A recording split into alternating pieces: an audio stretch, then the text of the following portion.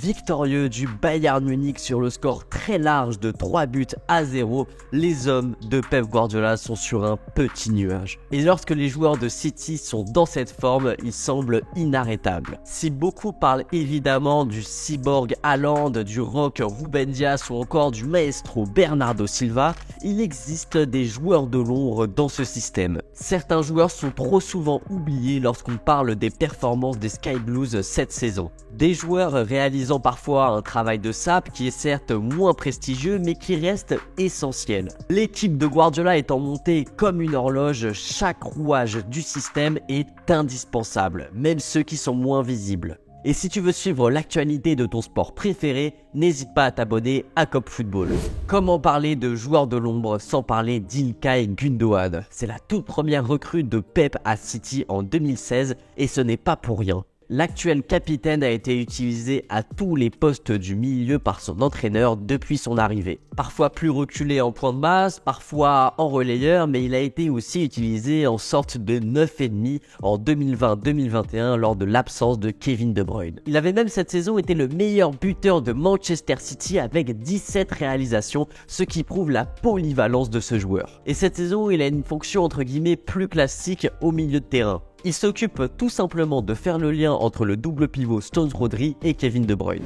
Et en parlant de Rodri d'ailleurs, comment ne pas parler de ce joueur, lui qui est considéré par beaucoup comme le meilleur 6 du monde à l'heure actuelle. Son but d'anthologie hier soir a permis de mettre enfin un peu plus de lumière sur lui, mais cela fait maintenant des mois voire des années qu'il est l'un des éléments clés du système de Pep. Sur le terrain, l'entrejeu c'est son empire. Hier soir il a écœuré le trio Musiala, Goretzka, Kimmich tant il a été partout et en plus il est aussi le premier relanceur de son équipe. L'Espagnol vient chercher le ballon auprès de sa défense pour mieux le distribuer. Le métronome de l'équipe et même du match, c'est Rodri. C'est lui qui décide du tempo de ce dernier. S'il faut temporiser, il le fait. Mais s'il faut aller plus vite pour lancer un contre, il va accélérer le ballon. Mais l'ancien Colchoneros, c'est surtout le gouvernail de City. C'est lui qui va décider de la direction du bateau. Si le ballon doit rester dans l'axe, il va servir le ballon à Kevin De Bruyne ou Ilkay Gundogan. S'il doit tanguer à tribord, le ballon sera plus dirigé vers Bernardo Silva. Et s'il doit tanguer à bâbord, ce sera plus pour Jack Grealish. Et là d'ailleurs, on tient notre troisième homme.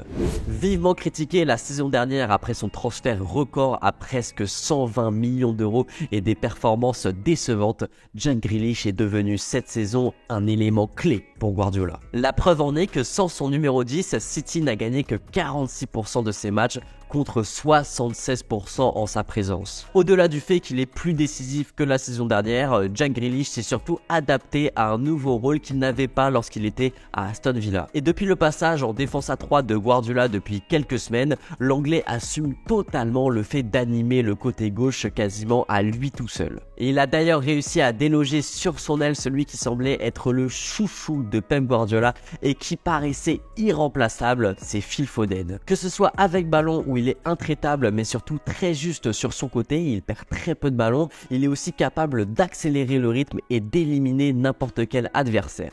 Mais c'est surtout sans ballon que Grealish brille. Il est souvent à la perte de balle le premier rideau de son équipe sur le côté. Comme en témoigne le deuxième but marqué par Manchester City face au Bayern Munich, où c'est grâce à son pressing intensif que Upamecano va être poussé à la faute et Grealish va lui récupérer dans les pieds avant de servir Haaland.